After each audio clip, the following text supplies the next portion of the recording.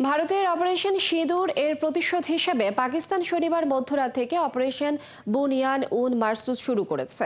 পাকিস্তানের সেনাবাহিনীর দাবি করেছে ভারত নতুন করে তাদের 3টি বিমান ঘাঁটিতে ক্ষেপণাস্ত্র হামলা চালিয়েছে।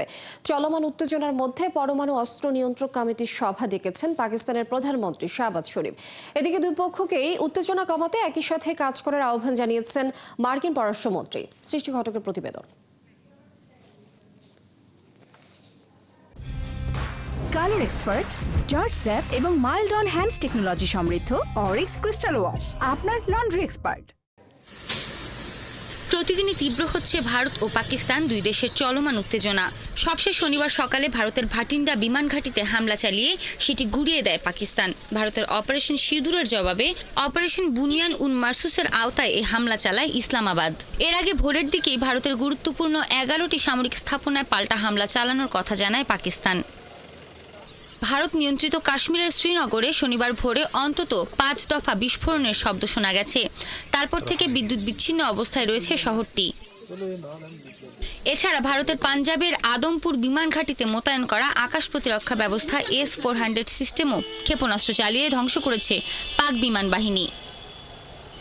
পাকিস্তানের ISPR এর মহাপরিচালক লেফটেন্যান্ট জেনারেল আহমেদ শরীফ চৌধুরী দাবি করেছেন, ভারত ইচ্ছাকৃতভাবে পাকিস্তানের সংখ্যালঘু শিখ সম্প্রদায়ের উপর মিসাইলগুলো ছুড়েছে।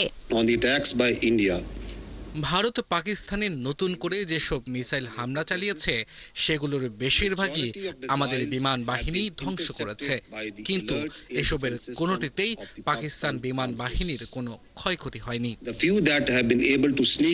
এদিকে পাকিস্তান ভারতীয় বিমান ঘাঁটি লক্ষ্য করে উচ্চগতির ক্ষেপণাস্ত্র ব্যবহার করেছে বলে অভিযোগ করেছে নয়াদিল্লি। পাকিস্তান বেসামরিক এলাকা এবং সামরিক অবকাঠামো লক্ষ্য করে পাক সেনাবাহিনী নিয়ন্ত্রণ রেখা বরাবর ড্রোন ব্যবহার করছে এবং ভারী ক্যালিবারের অস্ত্র দিয়ে আমাদের বিমান ঘাঁটিগুলোকেও লক্ষ্যবস্তু করেছে। শুক্র ও শনিবার সকালের মধ্যে উত্তরের বারামুল্লা থেকে গুজরাটের ভুজ পর্যন্ত 26টি জায়গায় ড্রোন দেখা গেছে বলেও দাবি করেছে ভারত। আকাশ প্রতিরক্ষা ব্যবস্থার সাহায্যে এসবের বেশিরভাগ ড্রোনই ভূপাতিত করা হয়েছে বলে দাবি করেছে নয়াদিল্লি। তবে এর মধ্যে একটি ড্রোন হামলায় পাঞ্জাবের ফিরোজপুরে একই পরিবারে অন্তত 3 জন আহত হয়েছে বলেও জানা যায়।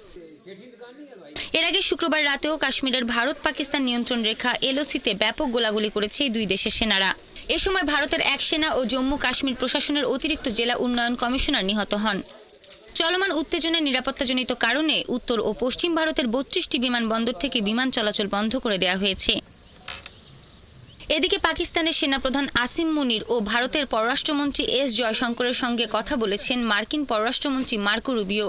রুবিও উভয় পক্ষকে পরিস্থিতির উত্তেজনা কমানোর উপায় খুঁজে বের করার আহ্বান জানিয়েছেন। সৃষ্টি ঘটক, 71।